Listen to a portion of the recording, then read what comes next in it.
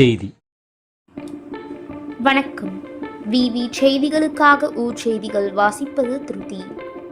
ராணிப்பேட்டை மாவட்டம் ஷோலிங்கர் இந்து அறநிலைத்துறை கட்டுப்பாட்டில் உள்ள 1000 ஆண்டுகள் பழமை வாய்ந்த பெருங்காஞ்சி ஸ்ரீ அகத்தீஸ்வரர் திருக்கோவிலில் மகா கும்பாபிஷேக விழா நடைபெற உள்ளது.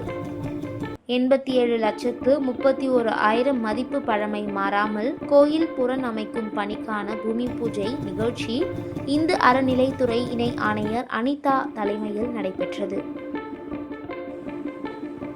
இதில் கைத்தறி மற்றும் துணிநூல்துறை அமைச்சர் ஆர் காந்தி, ஷோலிங்கர் சட்டமன்ற உறுப்பினர் AM முனிரத்தினம், மாவட்ட ஆட்சித்தலைவர் சந்திரகலா ஆகியோர் பங்கேற்று திருப்பணிக்கான பூமி பூஜை செய்து பணியை துவக்கி வைத்தனர்.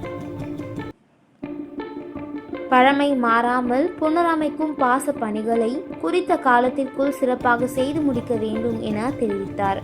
தொடர்ந்து ஷோலிங்கர் 100 ஆண்டுகள் பழமை வாய்ந்த கமல விநாயகர் ஆலயத்தில் 13ஆம் தேதி கும்பாபிஷேகம் நடைபெற உள்ளது.